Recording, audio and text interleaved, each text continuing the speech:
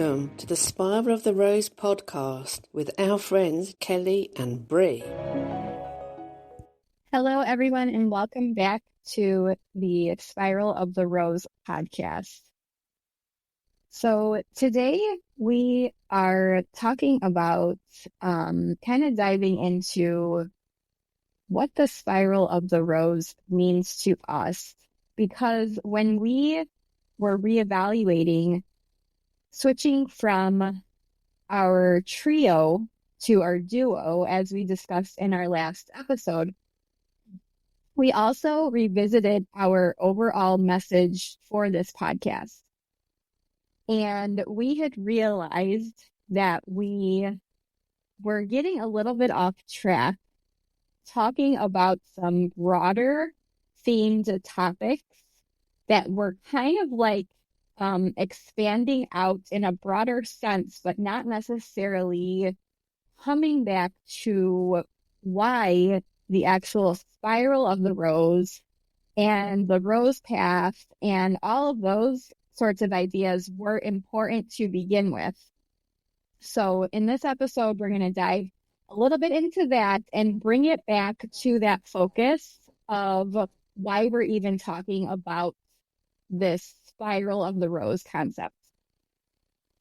Yeah, so for me, and I know kind of for both of us, we had like this total hate on for the patriarchy, right? We were like angry at the patriarchy. And for me, the spiral of the rose was really or is really the solution, the fix for the patriarchy and colonialism. And by the patriarchy, for anyone who doesn't know, when I talk about patriarchy, to me, that just is the male-led or like men on top kind of thing mindset that a lot of cultures today have, that a lot of religions, most religions even, I would say today, are based around a patriarchal God, right? So it's a male God, it's men being the head of the family, it's, you know, all of these kinds of things. So to me, the spiral of the rose path is returning to the goddess, returning to female leaders, returning to matriarchal societies, even in a sense. And for anyone who wants to go into like the back and forth of, well, women aren't more important than men either, absolutely agreed. And our focus is that we need to bring the feminine back up to the point where it is equal to the masculine. And to do that, we almost have to go too far a little bit first in the other direction so that we can get there. So the problem with patriarchy, with colonialism, is that there has been this collective persecution of divine feminine healers around the world through all times, ages, and cultures over centuries. So I think, like, Kelli, do you want to dive into what that actually means, what the collective persecution of divine feminine healers around the world means? Yes, I can get into that a little bit. So what we mean by that is when you think about throughout the ages, and if you study different societies and different sort of times throughout the ages, there have always been, especially dating back to like, let's just give an example because it's so far reaching and wide. But an example would be during the 1500s and 1600s was a really popular time for persecution of what they deemed as witches, which were mostly alternative healers, right? So these were your herbalists, your midwives, your divination people, right? You know, any person that was trying to do alternative spiritual methods or healing modalities or medicine, alternative, natural, getting back to nature type medicine. And these people were persecuted and accused of doing evil witchcraft, which that could be a whole nother topic, like what is witchcraft and why do people believe it's evil? Yeah. But yes, this was a time that people were highly persecuted. And yes, it was mostly women. There were a few men.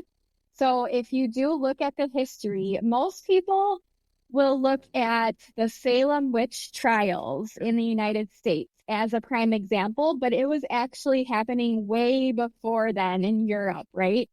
So Yeah. this was happening over centuries, and it didn't just start with I believe it was like 1692 in Salem, Massachusetts. It didn't start with that, okay? But there were a couple men involved in that one too that were killed for witchcraft. So Right. this is what we mean by the collective persecution, because this has happened through all times and all ages, and it became especially increased, and I would say more and more prevalent as the organized religion started rising up in the world. So as Christianity started becoming more popular and people were expected to follow those religions, and whichever, I know there's many different like branches underneath Christianity now throughout the world, but when it started, people were they were forced into believing that, or you're going to be persecuted, right? If Yeah. you don't believe in our specific religion, what we're putting out, which was all patriarchal based.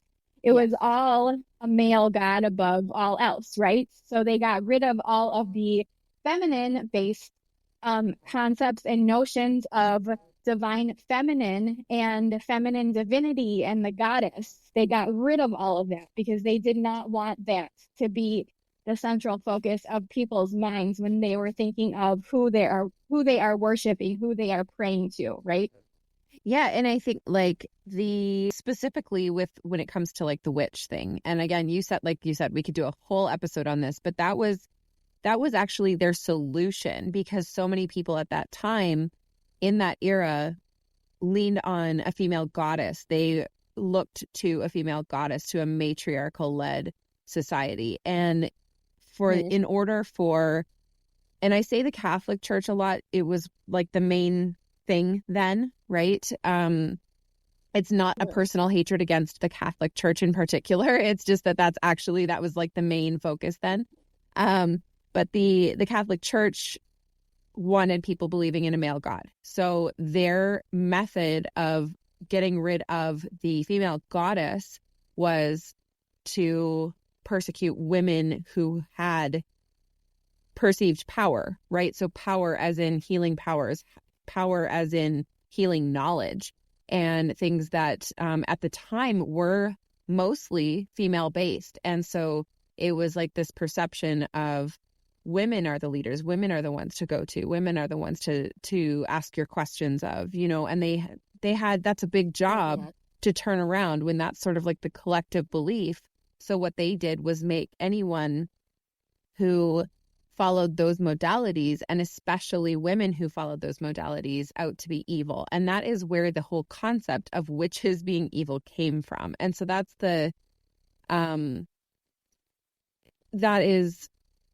it was a very deliberate and systematic thing in order to take away the authority from those women.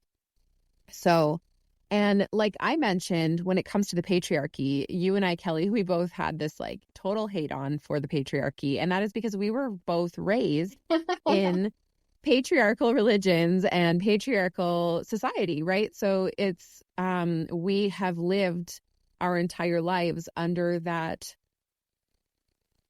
sort of thinking where it was like men are better than women, men are above women, there is a male god only. And so then everything sort of, even if you look at it like our English language, the masculine form is the one that we lean on the most, right? So if there's a question of whether something is feminine or masculine, if it's when it comes to they, or when we talk about people, like it's human, not woman. You know what I mean?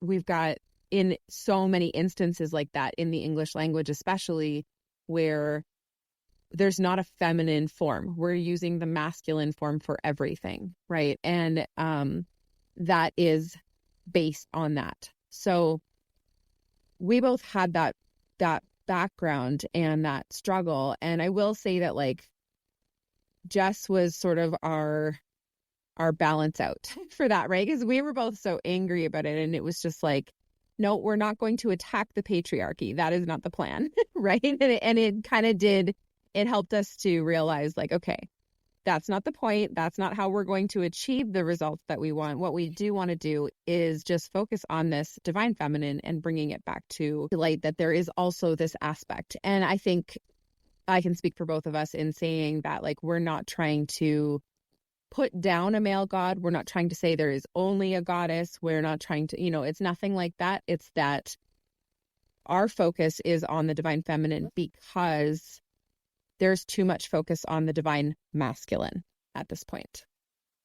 So for myself, I personally had so much struggle with patriarchal religion growing up. And we've talked about this in a previous episode. I was raised Mormon. It's a very patriarchal based religion. And again, I don't have a hate on for any specific religion. I'm not insulting anyone's religion. That is just where my background came from. And I absolutely also believe that people are imperfect. So a lot of the time, even what's being preached or what's being practiced in religious communities is not even necessarily doctrinally correct, right? Like it's not always even that extreme in the doctrine, but it's the people who do that. So I had a lot of really negative experiences with the people. And it got to the point where I had completely cut off my connection with the divine at all. I had no concept of a goddess or of any sort of matriarchal or feminine, aspects like that. And I had just so many patriarchal traumas and that feeling of not being safe with the masculine because of the toxic masculine aspect that is tied in with so many religions. So that was my experience. And for me to come back to being in touch with the divine in general, I had to come back through the discovery of the goddess, not God. I had to feel safe to connect with that divine being, which was for me like a heavenly mother versus a heavenly father, a goddess versus God. And when I had the realization that for creation to happen, there could not have only been a male God. If you look at how we are built, women birth the children. So I was like, there has to have been a feminine aspect. And when I started diving into that root, I was able to come back to building a connection with the divine, which is vital. I think it's important for everyone to have whatever your belief in what the divine is. I think it's necessary to have that connection, and not having it was really detrimental to my life. So what ended up working for me was to come back to divinity through the goddess instead of God. And this went to the extreme of like the color white. I realized this recently, and it absolutely blew my mind. In a lot of meditations, they will say, imagine a white light coming down through the crown of your head. And to me, white equaled God, not just the divine. So I was literally like, nope. And I wasn't allowing that connection, right? And even when they would say, let that white light, like feel that white light coming in or visualize that white light coming in, I was like, nope. And I would picture another color, or I wouldn't connect with that meditation at all. So that's the extremity of like how much I had really cut off my connection to the divine. And even after I came back to that connection, the color white, for whatever reason, I had this like trauma around. I had this disconnect in my mind of like, that is equal to that toxic masculine patriarchal God. So that was sort of like my background in it, and then coming back into it for coming onto this path of the rose, coming onto the spiral path, was coming in to this awareness of the goddess and of the divine feminine aspect, because it is a duo. There's two parts, and I needed to only focus on the goddess for a long time before I was willing to accept even the possibility of a god again. Yeah, definitely. And I mean, that makes a ton of sense. And I have, a similar but different background, in the way that I grew up. And for me, it was really like growing up Catholic. It was the references to the all-powerful male God that kind of stuck in my head. And as I, kind of came to the decision for myself that I would walk away from the Catholic Church and religion in general, after that, references to a male God really kind of bothered me because I would always consistently, and even I remember when I was younger, like high school, just kind of being like, why is it only a male God? What happened to the female God? Where's the goddess? I would always constantly question that. And so even as I was starting like my spiritual journey as an adult, kind of flipping everything over on its head in recent years, that came back for me when I was first getting into meditating and Reiki and all of the different sort of spiritual tools. If I heard that they were just referring to a male God, like in the term God, that would really put me off. That would really put me off from whatever I was listening to or whatever I was trying to focus on, right? So that kind of stuck with me through the years from how I grew up, because it was always really focused on the male God associated with the patriarchy, the masculine. Even when, people talk about their religion, they always say his word, God's word is his word. They never say her word, or they never say the goddess, right? So the terms can really be off-putting.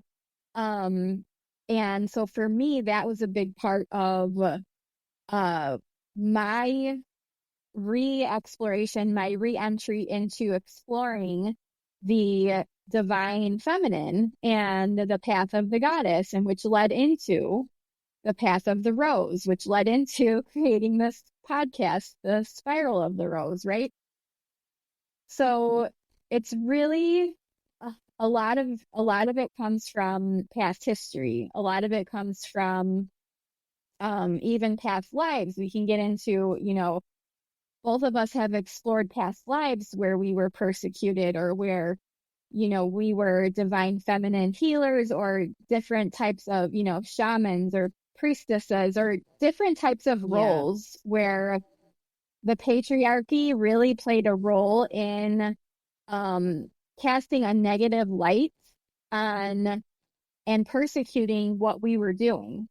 So I think a lot of that comes into play when we're talking about with this collective persecution of divine feminine healers, the patriarchy, colonialism.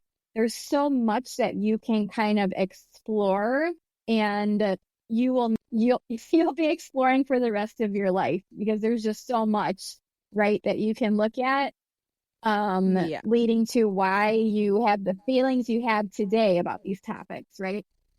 Actually, and I really love that. I love that you're saying explore, because that is exactly what we mean when we say we're not trying to attack religion here. We're not trying to bring anyone down. It's exploring these topics. It's exploring why there's these triggers, why there's this feedback with like the feelings that come up when we hear certain words, like that masculine, he, his, God versus hers, right, and she and goddess. So so that I love the way that you worded that. I love the concept.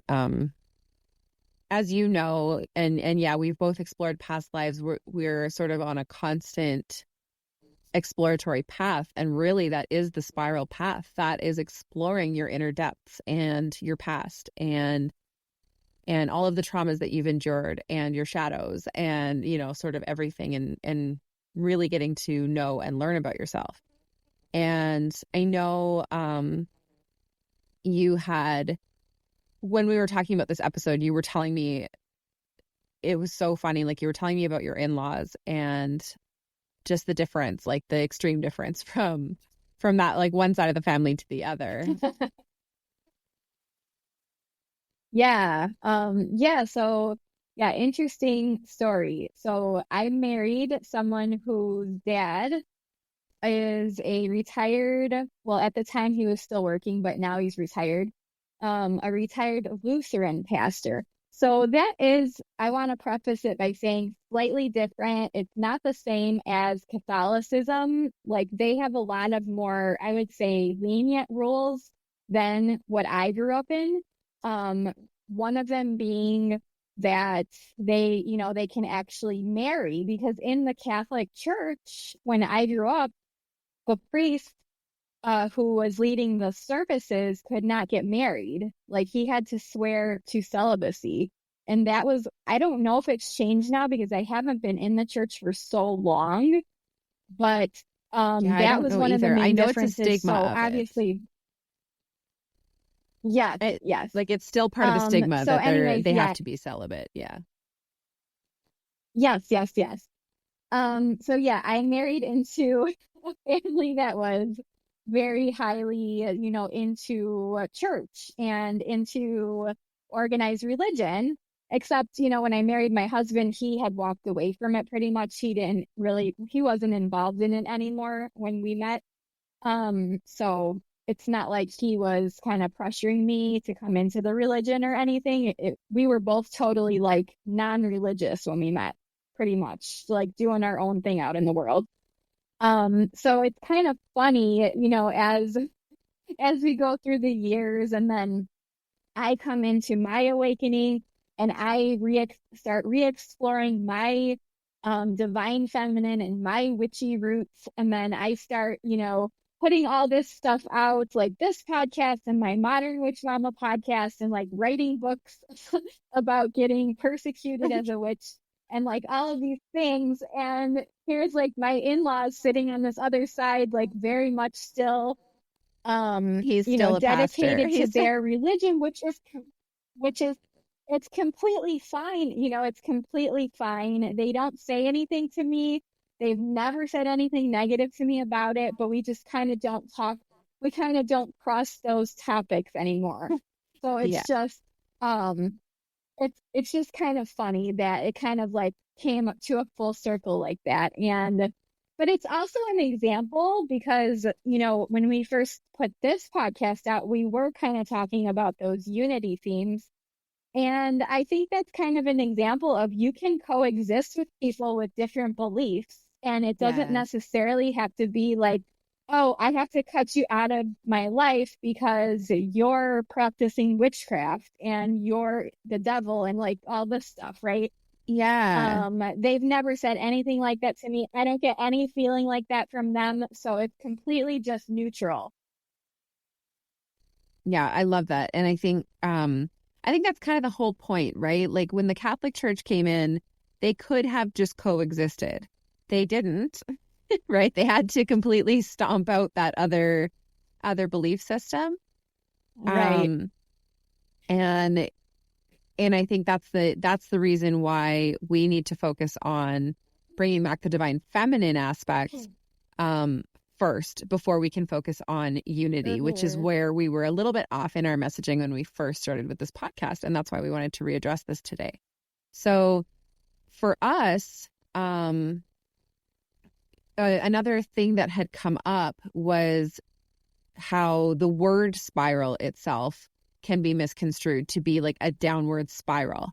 And when we're talking about spiral, the spiral path, we're talking about how it's an inward and an upward spiral. It's the reawakening of your personal and intuitive power and really tuning inwards and going inwards and learning about yourself and your roots, like you were talking about. And we want to Yeah. sort of change that stigma as well. Even just the word spiral, like there's so many words that have sort of been claimed in a really negative light, and we want to reclaim them in a positive light. So when we're talking about the spiral of the rose path, we're talking about a spiral inwards to get to know ourselves and a spiral upwards connecting with the divine in both aspects, not just masculine. And I loved when we were talking about this, you were talking about how spirals are everywhere in nature. They're so natural. So how can they be a negative thing? Yeah, so it's so interesting because I'll give this example. I was at the museum with my daughter this past summer, and they actually had an exhibit about all of the spirals in nature. So I was snapping pictures, sending them to Bree because I'm like, look at all these spirals. And at the time, like we were in the midst of launching this podcast. So I'm like, oh, how synchronistic, right? So yes, spirals throughout nature. Like if you're on the beach and you are looking for seashells, almost like a lot of the shells you pick up, you will see the spiral in there, right? You see it in a lot of animals and a lot of plants and a lot of patterns throughout nature. And one of the most interesting things I found was the actual structure of a rose flower. So a rose flower itself has 33 petals in it. And if you look at it, it's spirals, right? It spirals inwards. And if you look, so I'm very much into angel numbers, as Bree knows. I send them to her all the time. Yeah. And the number 33 it's a reminder to trust your intuition and your inner wisdom. I So love that. there's actually there's signs and symbols and synchronicities everywhere in nature telling us to go back inwards and trust our intuition. So how cool is that? I think it's so cool. And I also, every time that you say that a rose flower has 33 petals, I'm always like, but not all of them. And because where I live, and this is just goofy, like this isn't even a serious thing at all. It's just totally goofy. But where I live, I'm in Alberta, Canada, and our provincial flower is the wild rose. And the Alberta wild rose has like 5 or 6 petals. Like it's just one level. There's no spiral. It's like, it doesn't even really look like a rose. It looks like a different kind of flower. I don't know why it's called a rose, but every time you talk about this, I'm always like, yeah, but not ours. Like ours, for some reason, does not have this spiral or the 33 petals. Okay. So ridiculous. Anyways, that's a total just goofy sidetrack. But no, I really do I love the whole concept of the rose having 33 petals. I love that the number 33 being meaning what it means. And I love how the spirals all through nature. And I loved, like, when you were sending me those pictures, some of that stuff was so cool. Like, I could not believe how it could show up in animals or how it could show up in plants. Like, I was just like, what? Yeah. How's that even a thing? Right. I just thought that was absolutely amazing. So, and I think that this is the thing. So the divine feminine mysteries, which we're talking about, right? We're saying like, that the divine feminine mysteries were lost over so many centuries of colonialism and patriarchy. And that's because they were stomped out along with the women that were killed. Right. The whole sort of culture of it was stomped out. So we talk about, the divine feminine mysteries were lost over so many centuries. And when I look at that, and then you're showing me like spirals all through nature, it's like, really, the divine feminine mysteries aren't mysterious. They're in your face everywhere if you just open your eyes and look, right? They're in nature. And they are so natural. And that's what's so beautiful about them, is that the divine feminine mysteries can be like, cycling with the moon. Well, the moon is natural. No Catholic Church, no patriarchal religion or colonialism is ever going to stomp out the moon, right? Like, that is just there. And it's the same as what grows naturally in nature, what animals lean into in nature, what all of these things. It's just like, I mean, even even destructive forces of nature, like a tornado or a world, like things like that, there's still like this spiral motion there. And it all really just is the natural way. And it's incontrovertible, if that's the right word, if my brain is working. Like you can't argue that. It's fact, right? It's just what is. And I think that what's really incredible is that because of that, because like even though, so much was lost, quote unquote lost, I think the thing is that we can find it again. We really can, right? Because it's there. It didn't go away, because it was based on nature, because it was based on, like you were talking about the healing modalities, working with, why is my brain not working? But working with herbs and working with, natural products like that. That is one of the divine feminine mysteries. That is like healing with herbalism and stuff like that. That is a divine feminine mystery. That's something that can be brought back because we still have herbs. We can rediscover those things, right? So they were lost, but we can still find them. They're not, this is a little bit different than when there's a culture where like all of their scrolls and their books and everything were burned. And that did happen here too. But in one sense, we didn't lose that because it's all still there. So we still get to bring that back. And I think that is mind-blowingly incredible, right? I just think that is so cool. And then really also we talk about the Sisterhood of the Rose, right? And the Sisterhood of the Rose is women banding together, right? It's women coming together to support this path, to rediscover those mysteries, and to stand up against the divine feminine being pushed down.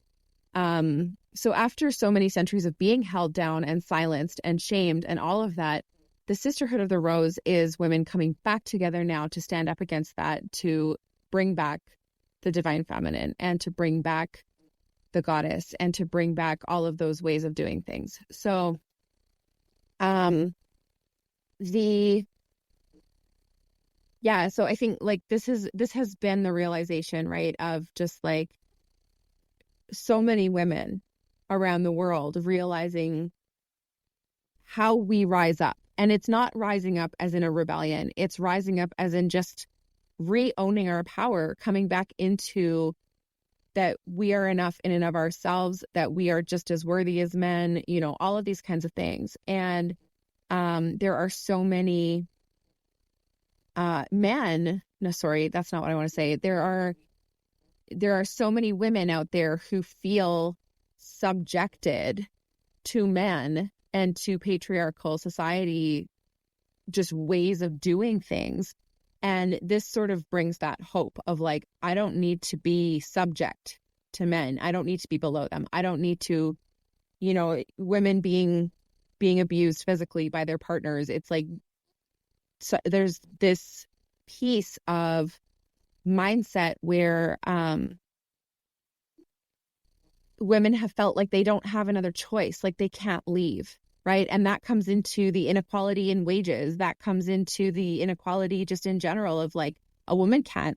And this is outdated now. Obviously, women can and do live on their own now all the time. But there was a long period of time, centuries, where women were not allowed to live on their own. They were either with their parents or they were with their husband. And this is sort of that freedom to do what they want, to make their own choices, to leave if something is not right, and to just really stand in their own power. So that's something that we've been rediscovering together, and more and more and more women are coming awake to that realization that standing together is how we rise back. So yeah, absolutely.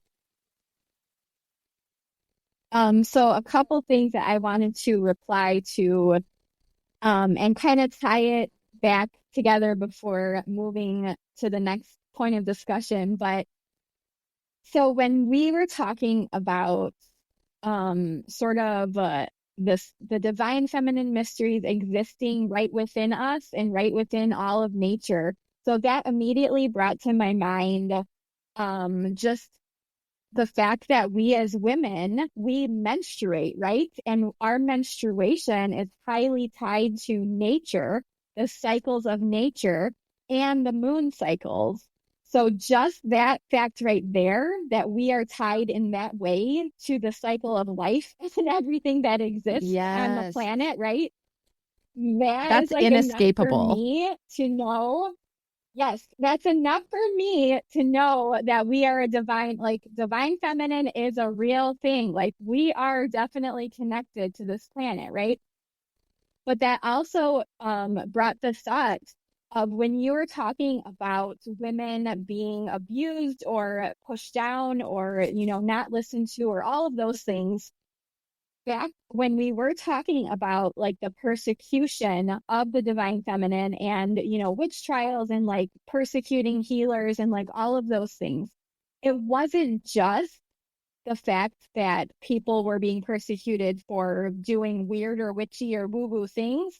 It was simply for being a woman and menstruating that you could be killed. So I want to bring that to the forefront again because that right there to me, so it's such a like a what would you say, like a dichotomy, or I don't know what the word to bring in here is, but so we as women are so highly interconnected to the universe, to the cycles of life, to the cycles of all things on the planet.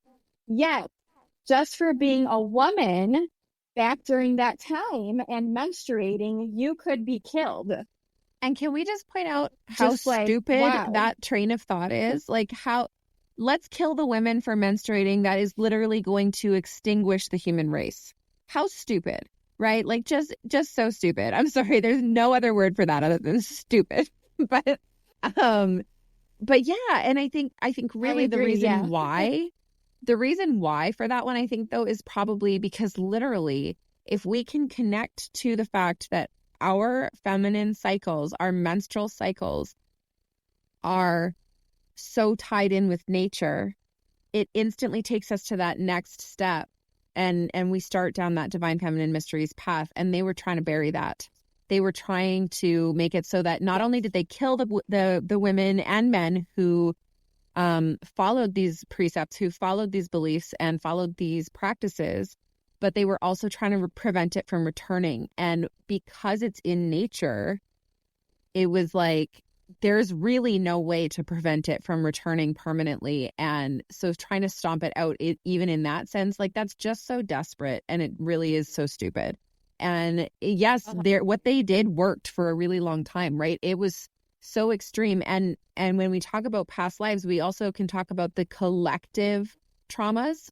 So even if somebody didn't experience something physically themselves, they can have traumas that are picked up from the collective. And there was so much trauma collectively around this that just about every woman ever over the last few centuries has these internalized traumas of it's not safe to stand up and be in line with these divine feminine mysteries, right? And so I have to say, and this is not even to like toot our own horns, but like there are women out there who really are having to stick their neck out still in this day and age to align with these divine feminine mysteries and to reconnect with their intuition and all of that. And who, like, it really is a really brave, huge step to start onto this path. Mm-hmm.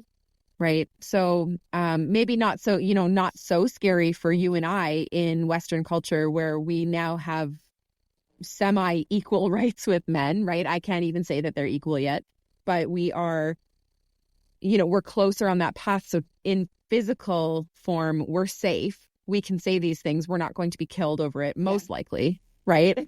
I mean, it's possible, I guess, but it's like so unlikely at this point.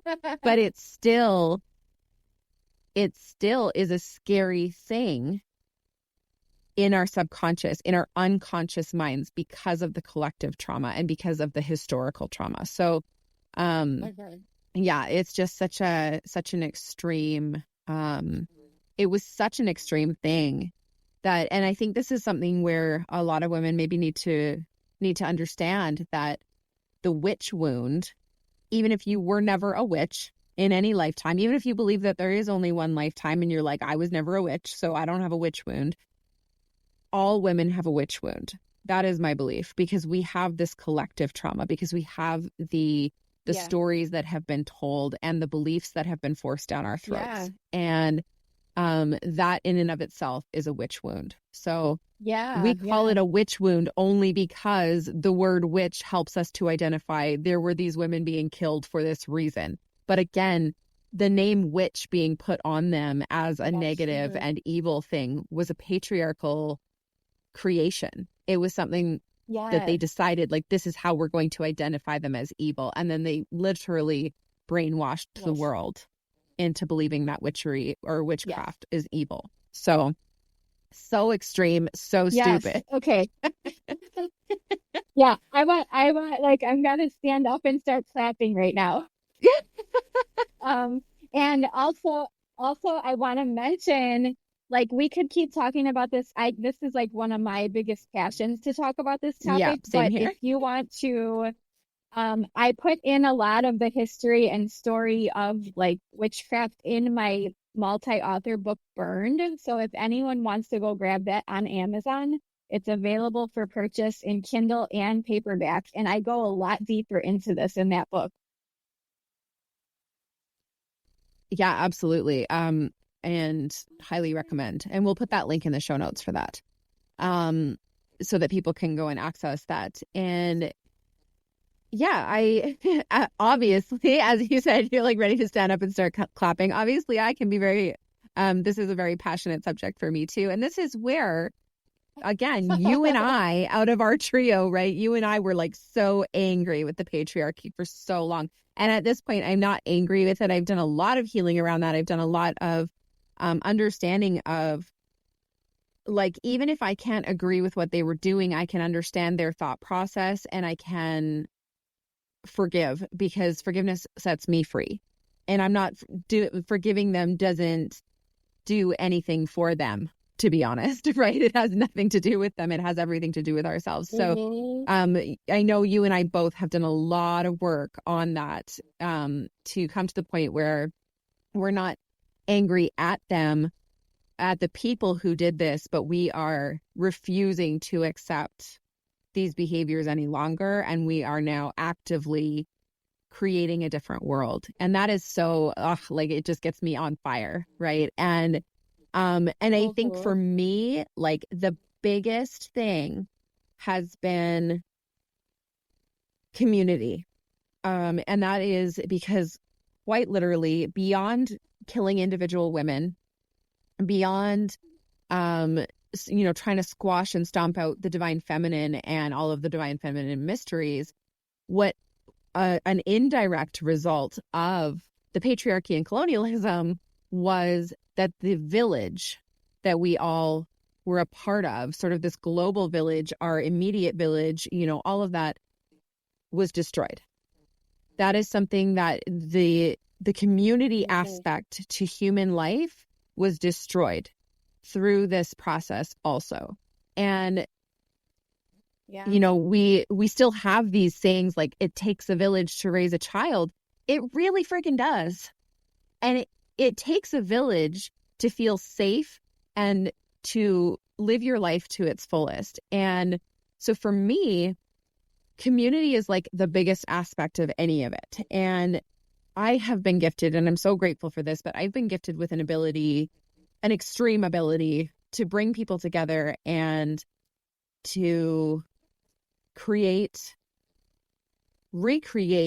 that, like, extreme level of trust in our village. And it's something that, I see a lot of great community builders out there. And I'm not saying I'm the only one, because you're never the only one who has these abilities, right?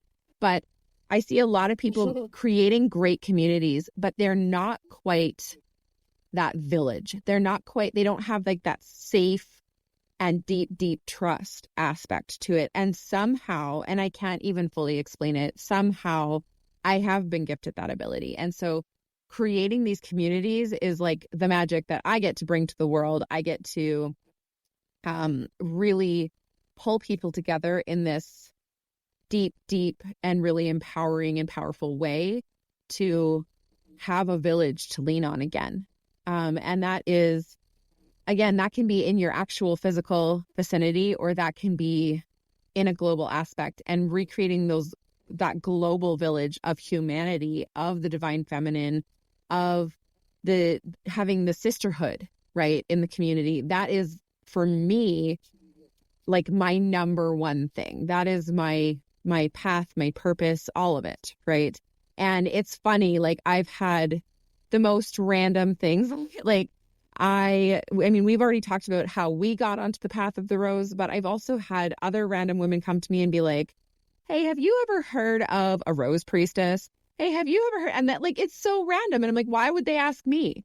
Right. But it's literally like, I was planted here. Right. It was like, you do this. This is your job. Right. Mm-hmm. So people just come to me for it. Mm-hmm. And I just think it's so amazing. And again, I'm really grateful to have that gift. I'm not trying to brag. And again, I don't think I'm the only one in the world. But it's a really incredible piece for me of bringing back that divine feminine, because to me, the sisterhood part of the path of the rose is the most important of any of it. Because the rest all comes naturally. The sisterhood is something that we have lost trust in, right? We've lost faith in that sisterhood. There's been so much competition between women and trying to keep up with that patriarchal, again, and corporate mentality of competition. And it's not about that. And when we can come back to sisterhood and community and collaboration instead of competition, it transforms everything. So a little bit of a sidetrack, but that's my biggest like contribution, I guess, to the path of the rose, to bringing back the divine feminine. Yeah, I love that. And I just love how complementary both of our sort of missions and focuses are.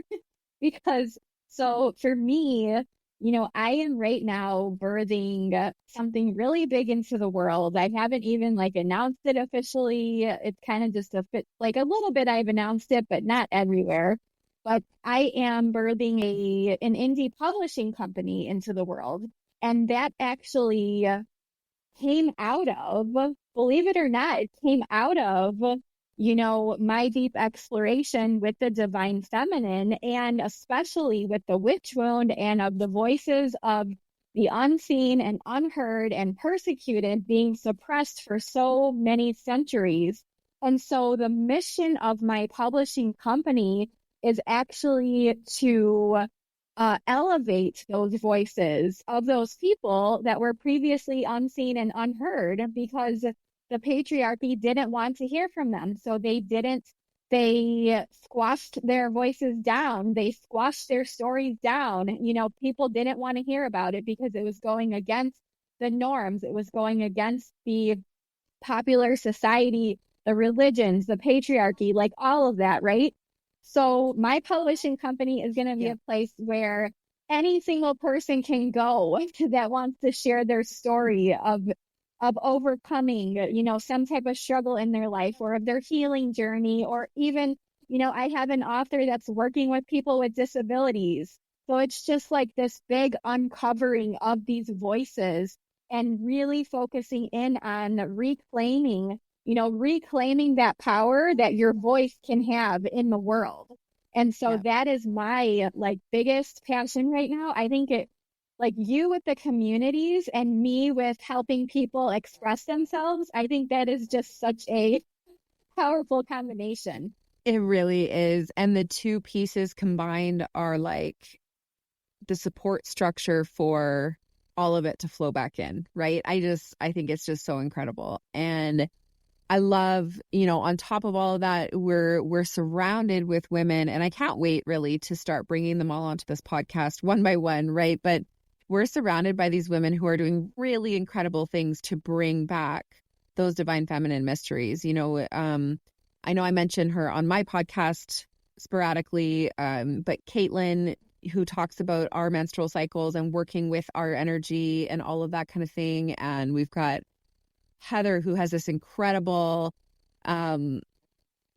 she can feel what's in your body. Like, it's unbelievable. Some of the skills and the intuitive and psychic powers that are being brought back by women trusting, by women being able to express themselves and being able to say their truth. And again, this is not to say that men can't have these skills. This is not to say that men can't contribute to this movement either, right? They absolutely can and should. I absolutely think that they should. And it's just, I just find that like every single day, like we're so deeply on this path. We're so, this is how we're living every moment of every day of our lives. You know what just came through to me as I was saying that was, you hear about like when it comes to religion, like stereotypical patriarchal religion, I can't remember exactly what they call them, but like the Sunday worshipers, like the people who only really follow it on Sunday, right? And the rest of the week, they go about their lives as if that religion doesn't even exist. And this was one of the biggest reasons why I didn't jive with religion, aside from like the male aspect of it. But it was that people don't follow what they're preaching, right? They're just saying it on Sunday to look good. Yeah. And that was all that they cared about. And I was like, no, that's crap. And so for me, it's almost like, and this is not, we're not trying to convert anybody to a religion here. But for me, this is not just, we don't just talk about this every week when we come to record our podcast, or we don't just practice this during certain programs that we're running or any of that kind of thing. We live and breathe this every day, all day, you and I. And this is, so for me, like I'm noticing more and more and more every single day, the awareness that's coming to light, the empowerment that this is giving to so many women, and not necessarily even directly through us, but I'm just seeing it more. I'm noticing it more. So the more that you go onto this path, the further that and more exploration that you do, you start to become more aware of it. And it's so interesting to me because it's almost like it's happening under the radar. It's almost like it is, I feel like it's going to one day, everybody will wake up and just know that it exists versus like having to be like directly taught about it, because it's so flowy. It's so natural that it's not like taking over in the sense of a war. It's not that fight. It's just a being in this way. And it's so incredible. And I think really like we could both probably talk about it forever. It's been really eye-opening for me, I guess. So yeah, so I feel like with, when we first started out on this podcast, we got off track. We got a little bit lost, right? We were talking about unity and harmony and all of that. And that is the big picture. That is the end result that we do want. But we can't focus on that yet. Right? The feminine is still not equal to the masculine. And we can even look at this in countries where women have rights and all of this. We're still not equal. We're still not paid equally. We don't really have equal rights. And when we're allowed, okay, yes, you're allowed to go work, you're allowed to go do any job you want, you're, all of these things, it still doesn't balance out because the women still have that mental load. The women still are in charge, for the most part. Again, this is never 100% one way or the other, but for the most part, the women are still in charge of all of the child minding and in charge of all, all of these things. So when we have equality, it shouldn't be about women should also have jobs. It should be a more equal distribution or equal respect for different types of work, right? So it's a shift on all of it. And we cannot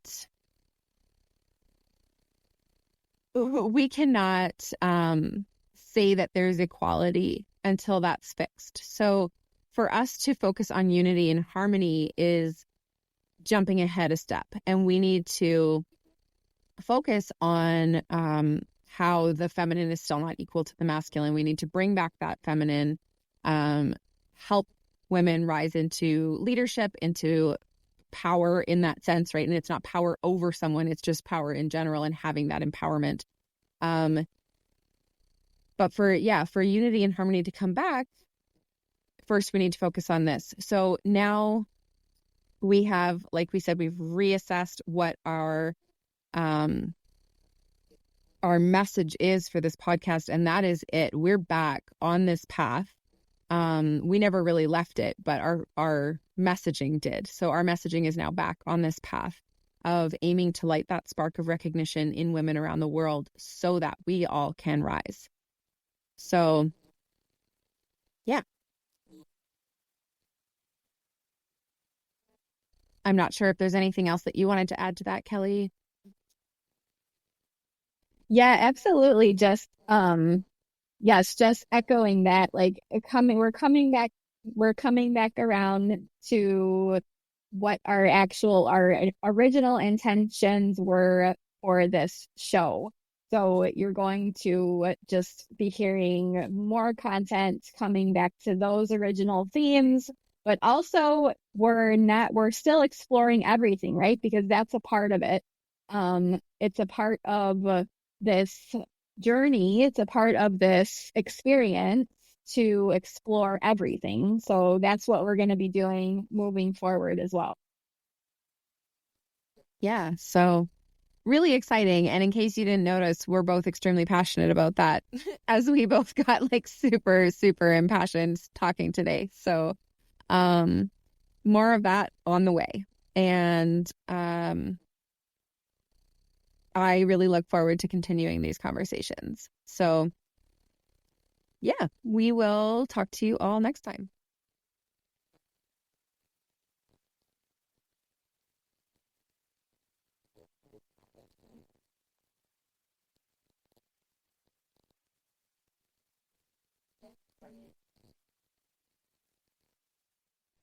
Thank you so much for listening.